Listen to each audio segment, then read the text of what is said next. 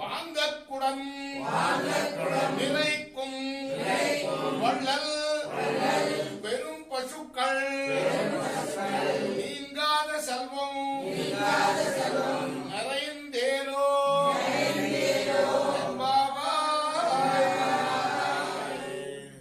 ఇది తమిళంలో ఉంది కాబట్టి మనం తెలుగులో దీని అర్థం చెప్పుకుందాం.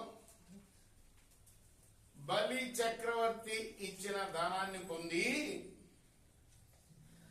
ఆకాశం వరకు పెరిగి ముల్లోకాల్ని కూడా తన పాదాల చేత కొలిచిన పురుషోత్తముడైన త్రివిక్రముని దివ్య నామాల్ని గానం చేసి మేము మా వ్రతం అనే మిషతోటి స్నానం చేయగానే దేశమంతా కూడా నెలకి 3 వానలు పడి ఈతి బాధలు లేకుండా సుఖంగా ఉండవలే. అంటే ఈ వ్రతం యొక్క ప్రయోజనం చెప్తున్నారన్నమాట. ఎప్పుడైతే మనం ఆ త్రివిక్రముడు ఉన్నాడే ముల్లోకాలని కొలిచిన వాడు ఎప్పుడు కొలిచాడు? బలి చక్రవర్తి దానం చేస్తే 3 అడుగులు, ఆ 3 అడుగుల్ని ముల్లోకాలకి వ్యాపించేటట్టుగా ప్రసరింపజేశాడు 3 అడుగుల్ని. అటువంటి ఆ మహానుభావుడి యొక్క పాదాలని మనం కొలిస్తే ప్రతి నెలలో కూడా 3 వానలు పడి దేశం సమృద్ధిగా ఉంటుంది. అందుకోసం ఈ వ్రతం చేస్తున్నాము అని వ్రత ప్రయోజనాన్ని చెప్తున్నారు ఈ ఉపోద్ఘాతంలో అన్నమాట. మొట్టమొదటి 5 పాసురాలు మనం చెప్పుకున్నాం కదా ఉపోద్ఘాతం అని. ఉపోద్ఘాతంలో చెప్తున్నారు మరి ఆకాశం వరకు పెరుగుతాయట వరిచేలు. అలా నెల 3 వానలు పడితే వరిచేలన్నీ కూడాను చాలా పొడుగ్గా పెరుగుతాయి బాగా. అలానే పొలాల్లో చేపలు తుల్లి పడుతూ ఉంటాయి. అలానే కలువ పూలు బాగా వికసించి వర్షాలు పడ్డాయి కాబట్టి బాగా వికసించి వాటిల్లో తుమ్మెదలు నిద్రపోతూ ఉంటాయి. జుమ్ జుమ్ అని శబ్దం చేస్తూ తుమ్మెదలు నిద్ర పోతూ ఉంటాయి. నిద్ర లేచి శబ్దం చేస్తూ ఉంటాయి.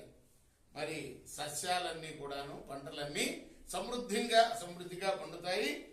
ఇంకా అన్నిటికన్నా ముఖ్యం పాడి పంటలు కదా. మనం అవి 2 ఉంటేనే కదా మనిషి బతికేది.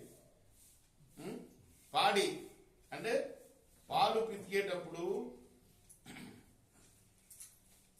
మనం అలా పొదుగు పట్టుకోగానే మొత్తం పాలు కుండలు నిండిపోతాయట.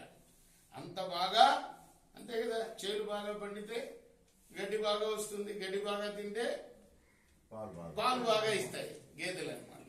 అలా మరి నశ్వరము కాని సంపదంతా కూడాను దేశమంతా నిండిపోవాలి. ఇది మేం చేసే వ్రతానికి ప్రయోజనం అని చెప్తున్నారు ఈ అమ్మగారు. ఈ పాసురంలో ఎవరు? ఆండాళమ్మ, గోదాదేవి తల్లి. ఆండాళ్ తిరువుడికై. ఇప్పుడు మనం మన సంప్రదాయం ప్రకారం మరొక ఆళ్వారు, గోదాదేవి లాగానే మరొక ఆళ్వారు, కులశేఖర ఆళ్వారు రాసిన ముకుందమాల స్తోత్రంలోని 1-2 శ్లోకాలు చెప్పుకుందాం. ఏ శ్లోకం చెప్పుకోవాలి వాళ్ళ చెప్పాలి. నాకు మంచి వరకు ఎక్కువైపోయింది. 5వ నాస్తా ధర్మేణ వసునిచయే దైవ కామోపభోగే యద్భవ్యం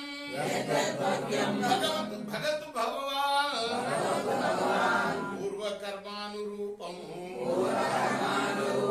ఐతత్రాజ్యం మమ బహుమతం జన్మ జన్మాంతరేపి త్వత్పాదాంభోరుహ యుగగత నిశ్చలా భక్తిరస్తు చెప్తున్నారు కులశేఖరులు వారు. తన ఆత్మగతమే తనకు తానే చెప్పుకుంటున్నాడు. ధర్మార్థ కామాలు అనే త్రివర్గాల్లో నాకు ఏమాత్రం ఆపేక్ష లేదు. అలానే మరి కోరికల్ని మీద కూడా ఆశ లేదు. ఆ భోగాలు ఈ భోగాలు కావాలన్నా ఆశ కూడా నాకు లేదు. ధనం సేకరించాలనే ఆశ కూడా లేదు. ఎందుకంటే నేను చేసిన పూర్వ కర్మ ఫలితం నేను అనుభవిస్తాను. నాకు ఎంత రావాలో అంత వస్తుంది. దాని గురించి నేను అదిగు ఇదిగు అని దేవుణ్ణి అడగను. అయితే నేను అడిగేది ఒకటే,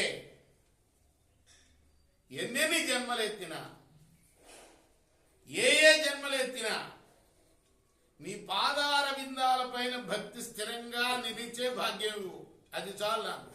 ఆ సంపద ఈ సంపద కావాలని నేను అడగను. అవి ఎలా లభిస్తాయంటే నా పూర్వజన్మ సుకృతాన్ని బట్టి నాకు లభిస్తాయి, అంతే. నేను అడిగేది ఒకటే, ఏ జన్మ ఎత్తినా కూడా నీ పాదార విందాల యందు భక్తి నిలవాలి. అదొక్కటే నేను కోరుకునేది. దివివా భువివా మమాస్తు వాసో నరకే వానరకాంతక ప్రకారం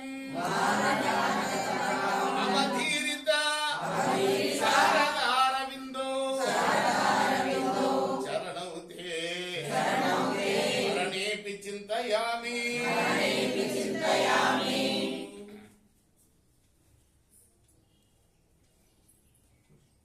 ఈ దివి మీద, దివిలో గాని భువిలో గాని, దివివా భువివా మమాస్తు వాసో నరకే వానరకాంతక ప్రకారం.